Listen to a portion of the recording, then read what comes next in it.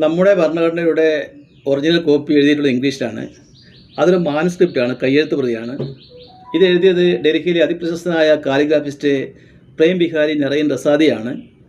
അദ്ദേഹം അംബേദ്കറോട് പറഞ്ഞത് തനിക്കിതിന് പ്രതിഫലമൊന്നും വേണ്ട, തൻ്റെ പേര് ഭരണഘടനയുടെ എല്ലാ പേര് എഴുതാനും തൻ്റെ മുത്തച്ഛൻ്റെ പേര് അവസാനത്തെ പേര് എഴുതാനും അനുവദിക്കണം എന്നുള്ള റിക്വസ്റ്റ് മാത്രമാണ് അദ്ദേഹം ചെയ്തത്.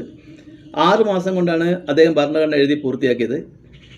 അതുപയോഗിച്ച പേപ്പറുകൾ കൊണ്ടുവന്ന് രാജസ്ഥാനിൽ നിന്നാണ്, പ്രത്യേകമായി നിർമ്മിച്ച കൈകൊണ്ട് നിർമ്മിച്ച പേപ്പറാണ്. അതിനുവേണ്ടിയുള്ള ഇങ്ക് നിർമ്മിച്ചത് പ്രത്യേക രീതിയിലാണ്. അത് നാച്ചുറൽ ഇൻഗ്രീഡിയൻസ്, പ്രകൃതിദത്തമായ ചേരുവകൾ ചേർത്തിട്ടാണ് ആ ഇങ്ക് ഉണ്ടാക്കിയിട്ടുള്ളത്. അതൊരു ലോങ് ലാസ്റ്റിംഗ് ഇങ്കാണ്. ഇന്ന് നമ്മുടെ ഈ ഒറിജിനൽ കോപ്പി സൂക്ഷിച്ചിട്ടുള്ളത് ഡൽഹിയിലെ പാർലമെൻറ്റിലെ സെൻട്രൽ ഹാളിലെ ലൈബ്രറിയിലാണ്. അത് സൂക്ഷിച്ചിട്ടുള്ളത് ഹീലിയം നിറച്ച കേസുകളിലാണ്.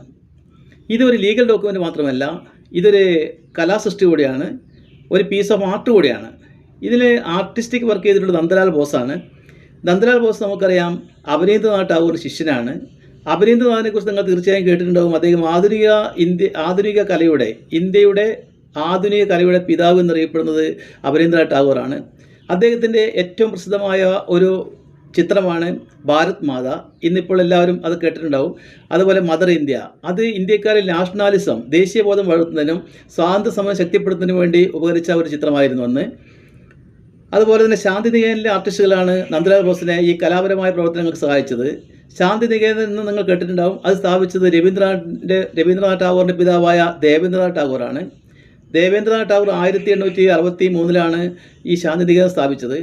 പിന്നെ രവീന്ദ്രനാഥ് ടാഗോർ വന്നപ്പോഴാണ് അതിനൊരു കൾച്ചറൽ ആൻഡ് എഡ്യൂക്കേഷൻ ഹബ്ബാക്കി മാറ്റിയത്. സാംസ്കാരികവും അതുപോലെ വിദ്യാഭ്യാസവുമായ ഒരു ഹബ്ബാക്കി മാറ്റുകയും പിന്നീട് 1921 അദ്ദേഹം അവിടെ പ്രസിദ്ധമായ വിശ്വഭാരതി സർവകലാശാല സ്ഥാപിക്കുകയും ചെയ്തു. ഇന്ന് ലോകത്തിൻ്റെ വിവിധ ഭാഗങ്ങളിൽ നിന്നാണ് കുട്ടികൾ അവിടെ നിന്ന് പഠിക്കുന്നത്, വിശ്വഭാരതി സർവകലാശാലയിൽ.